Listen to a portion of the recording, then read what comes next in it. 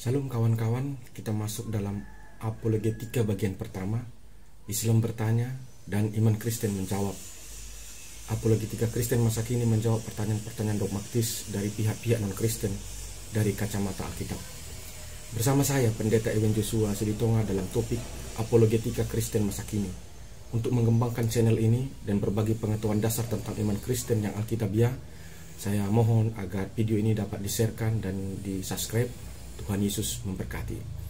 Kawan-kawan, dalam apologeta bagian pertama ini kita akan mengecek dalam sejarah sejak kapan berita atau ajaran bahwa Mesias itu adalah Tuhan yang menjadi manusia, dan sejak kapan berita dan ajaran bahwa Yesus itu adalah Mesias, Tuhan yang menjadi manusia itu.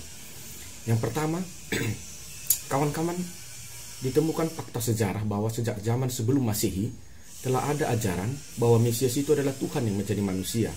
Dan ajaran itu dibawa dan diproklamasikan oleh Nabi Yesaya. Menurut para ahli, Yesaya itu hidup tahun 700 sampai 680 sebelum Masehi. Yesaya menyebut ada 4 gelar atau nama atau sebutan untuk Mesias itu, yakni satu sebagai penasihat ajaib atau Ya'ad dalam bahasa Ibrani atau konselor dalam bahasa Inggris, Allah yang perkasa atau Gibor-El atau Matika, yang ketiga Raja Damai atau Salom Sar atau Peace Prince, yang keempat Bapa yang kekal atau Ebied dalam bahasa Ibrani atau Everlasting Father. Hal itu dituliskan Nabi Yesaya dalam kitabnya yang berbunyi Ben Yalak Yelet Kikaha Natan Sekem Al-Misra Pele Semkara Gibor-El Ya'ad Salom Sar Abied.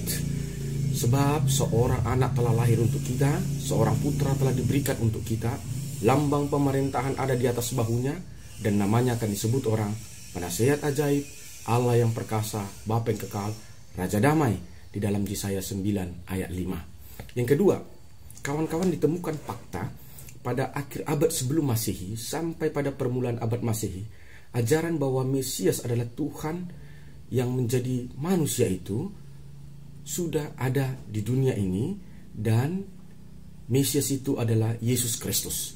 Hal itu didapatkan dari pengakuan Yohanes Pembaptis, bagaimana Yohanes Pembaptis memberitakan bahwa Mesiaslah itu adalah Yesus Kristus.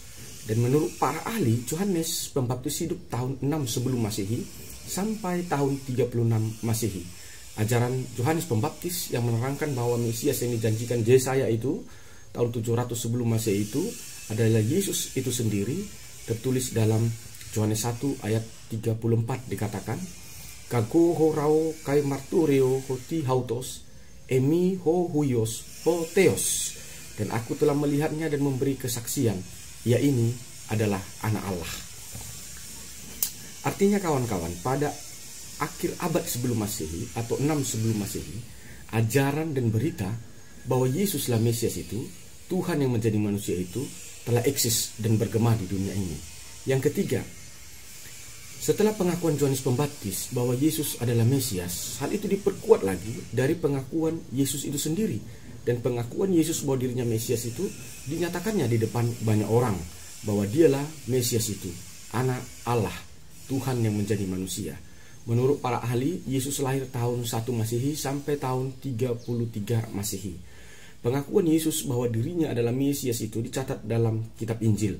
Dalam Yohanes 4 ayat 24 dikatakan begini, jawab perempuan itu kepadanya, aku tahu bahwa Mesias akan datang, yang disebut juga Kristus.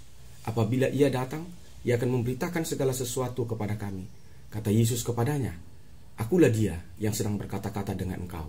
Artinya kawan-kawan, dalam tarik Masehi atau dalam sejarah, pada permulaan abad Masehi, janji Allah tentang kedatangan Mesias itu telah digenapi di dalam Yesus Kristus sampai tahun 33 Masehi. Yang keempat, pada zaman para rasul-rasul, setelah kenaikan Yesus ke sorga, lalu disusul dengan pencurahan Roh Kudus kepada murid-murid pada hari yang ke-50 setelah kenaikan Yesus atau Pentakosta, atau inilah yang disebut dengan periode rasuli atau sering juga disebut sebagai periode gereja mula-mula. Pada periode ini, ajaran dan berita bahwa Yesus adalah Mesias Tuhan yang menjadi manusia juga bergema sangat kuat. Seperti yang dikatakan Rasul Petrus sebagai pemimpin orang percaya masa itu setelah kenaikan Yesus ke sorga, para ahli menerangkan bahwa Petrus hidup sejaman dengan Yesus, di mana Petrus hidup tahun 1 Masehi sampai 67 Masehi. Petrus menyatakan pengakuannya di dalam Kisah Para Rasul 2:36, kata Petrus, "Aspalos on ginosko pas oikos Israel, hoti kai kurios autos, kai Kristos poi hoteos, hautos ho Yesu, hosu satruo." Jadi seluruh kaum Israel harus tahu dengan pasti Allah telah membuat Yesus yang kamu salibkan itu menjadi Tuhan dan Kristus. Artinya kawan-kawan, mulai dari tahun 33 Masehi sampai tahun 67 Masehi, berita dan ajaran bahwa Yesus adalah Mesias, Tuhan yang menjadi manusia, masih terus bergema dan eksis. Yang kelima, gereja masuk pada periode penginjilan kepada kaum yang tidak bersunat atau non-Yahudi atau di wilayah di luar Yerusalem atau tepatnya ke wilayah Eropa. Tugas ini diberikan Allah kepada seorang rasul bernama Paulus. Para ahli berpendapat bahwa Paulus lahir tahun 10 Masehi sampai 67 Masehi. Paulus menuliskan pengakuannya yang tertulis dalam 1 Korintus 8 ayat 6 mengenai Yesus adalah Mesias, Tuhan yang menjadi manusia. Paulus berkata, "Allah iku hesteos ho pater ex hos hopas, kai iku is autos, kai heis hopas, kai iku dia autos." Namun bagi kita hanya ada satu Allah saja, yaitu Bapa, yang daripadanya berasal segala sesuatu dan untuk Dia kita hidup, dan satu Tuhan saja, Yesus Kristus, yang olehnya segala sesuatu telah dijadikan dan oleh karena Dia kita hidup. 1 Korintus 8 ayat 6. Artinya kawan-kawan, berita dan ajaran bahwa Yesus adalah Mesias, Tuhan yang menjadi manusia, telah ada dan telah dikenal di Eropa atau kaum non-Yahudi sejak tahun 10 Masehi sampai tahun 67 Masehi. Yang keenam, pada abad keempat terjadi perdebatan di dalam tubuh gereja mengenai bagaimana hubungan kemanusiaan dan ketuhanan di dalam diri Yesus Kristus sesuai dengan berita Alkitab. Lalu perdebatan itu diselesaikan pada Konsili Nisea tahun 325 Masehi yang dimediasi oleh Kaisar Roma yang bernama Konstantinus Agung di kota Nisea, dan dihadiri 318 orang dari berbagai denominasi gereja, dan mengambil keputusan Yesus adalah 100% manusia dan 100% Tuhan, dan kemanusiaan dan ketuhanan Yesus itu tidak bercampur dan juga tidak bertolak belakang. Lalu diperkuat lagi dalam Konsili Konstantinopel, dalam bahasa Latinnya dikatakan Concilium Constantinopolitum tahun 381 Masehi yang dimediasi oleh Kaisar Theodosius di Konstantinopel, dan diperkuat lagi dengan Konsili Kalsedon tahun 451 di Bithynia, Kalsedon, Asia Kecil. Yang ketujuh, hanya saja sejak tahun 33 Masehi, Tuhan Yesus sudah menubuatkan atau meramalkan sesudah kenaikannya ke sorga akan muncul Mesias-Mesias palsu yang dibawa dan diberitakan oleh nabi-nabi palsu. Perkataan Yesus ini dicatat oleh Injil. Redaksinya begini dalam Matius 24 ayat 24. Sebab Mesias-Mesias palsu dan nabi-nabi palsu akan muncul, dan mereka akan mengadakan tanda-tanda yang dahsyat dan mujizat-mujizat, dan sekiranya mungkin mereka menyesatkan orang-orang pilihan juga. Matius 24 ayat 24. Dan Rasul Paulus sempat merasakan kehadiran Mesias palsu dan nabi palsu ini di tahun 67 Masehi, tepatnya di Galatia, yaitu mereka yang mengatasnamakan menerima wahyu atau perkataan malaikat dari sorga untuk memberitakan kitab lain yang mereka sebut Injil, tetapi mengingkari ketuhanan Yesus Kristus, dan banyak membuat orang Kristen di Galatia menjadi murtad. Itulah kenapa ditulis ke Rasul Paulus perkataannya, kitabnya kepada orang Galatia, redaksinya begini di dalam Galatia 1 ayat 6-9. Aku heran bahwa kamu begitu lekas berbalik dari Dia yang oleh kasih karunia Kristus telah memanggil kamu dan mengikuti suatu Injil lain, yang sebenarnya bukan Injil. Hanya ada orang yang mengacaukan kamu dan bermaksud untuk memutarbalikkan Injil Kristus. Tetapi sekalipun kami atau seorang malaikat dari sorga yang memberitakannya kepada kamu satu Injil yang berbeda dengan Injil yang telah kami beritakan kepadamu, terkutuklah dia. Seperti yang telah kami katakan dahulu, sekarang kukatakan lagi, jika ada orang yang memberitakan kepadamu satu Injil yang berbeda dengan apa yang telah kamu terima, terkutuklah dia.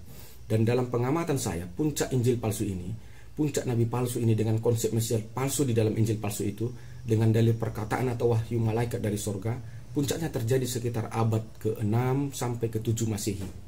Dan dampaknya terasa sampai hari ini, yang ke-8.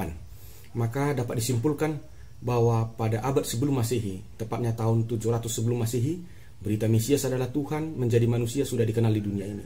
Dan mulai dari tahun 1 Masehi sampai tahun 67 Masehi, berita dan ajaran bahwa Mesias yang menjadi Tuhan yang dijanjikan itu telah digenapi di dalam Yesus Kristus. Dan Yesuslah Mesias itu, Tuhan yang menjadi manusia itu, dan itu sudah dikenal di Yerusalem dan sekitarnya.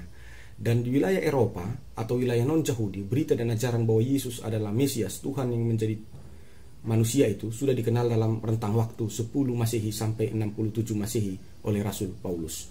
Jadi adalah kebohongan besar dan cacat historis jika dikatakan ajaran Yesus sebagai Mesias atau sebagai Tuhan yang menjadi manusia adalah ajaran yang dihasilkan oleh Rasul Paulus yang lahir tahun 10 Masehi, atau yang sering dituduhkan bahwa ajaran bahwa Yesus adalah Tuhan adalah hasil ajaran Konsili Nisea tahun 325 Masehi, atau hasil ajaran Konstantinopel tahun 381 Masehi, atau ajaran hasil Konsili Kalsedon tahun 451 Masehi, seperti yang dituduhkan atau difitnahkan oleh kaum mualaf untuk mendongkrak ketenaran mereka di mata kaum Islam sebagai agama baru mereka. Tapi kebenarannya menurut Alkitab adalah akan datang nabi palsu dengan Injil palsu, yang di dalam Injil palsu itu ada Mesias palsu. Dan dalil dari kepalsuan semua itu karena ada perkataan atau wahyu dari malaikat di sorga. Dan Alkitab dengan tegas mengatakan bahwa hal-hal itu harus dikutuk, bahwa nabi palsu itu harus dikutuk, Injil palsu itu harus dikutuk, Mesias palsu itu harus dikutuk, dan malaikat atau perkataan malaikat dari sorga sebagai sumber dari kepalsuan itu harus dikutuk. Dan itulah sikap yang ditaruh Alkitab terhadap berita kepalsuan itu. Jadi kawan-kawan, melalui ritme ini kita bisa mengerti bahwa secara historis berita Mesias adalah Tuhan itu sudah ada tahun 700 sebelum Masehi. Lalu pada akhir abad sebelum Masehi, sekitar tahun 6 sebelum Masehi, berita itu terus digenapi ketika Yohanes berkata, Yesuslah Mesias yang dijanjikan itu. Lalu pada awal Masehi, Yesus datang dan mengatakan, akulah Mesias itu. Lalu sekitar pada tahun 30 Masehi, Petrus mengatakan kepada orang sekitarnya bahwa Yesuslah Mesias itu. Lalu sekitar tahun 60 Masehi, Paulus menerangkan bahwa Yesus itu adalah Mesias itu, Tuhan yang menjadi manusia. Tetapi konsentrasi pelayanan Paulus itu adalah di luar Yahudi atau di Eropa. Lalu sekitar pada abad ke-3 sampai ke-4 terjadi perdebatan tentang bagaimana hubungan kemanusiaan dan ketuhanan di dalam diri Yesus Kristus itu pada abad ke-3 dan ke-4. Lalu perdebatan itu diselesaikan dalam konsili-konsili. Jadi adalah kebohongan dan kekeliruan jika dikatakan pertama bahwa ajaran Yesus adalah Tuhan dihasilkan oleh konsili. Bukan. Persoalan di konsili Nisea, Konstantinopel, dan Kalsedon adalah persoalan bagaimana hubungan ketuhanan dan kemanusiaan di dalam diri Yesus itu seperti yang diberitakan Alkitab. Jadi itu kesesatan besar yang disampaikan oleh para mualaf-mualaf dalam memeluk agama baru mereka untuk mendongkrak popularitas mereka di tengah-tengah umat agama baru mereka. Kiranya memberkati Tuhan Yesus, memberkati kita. Salam.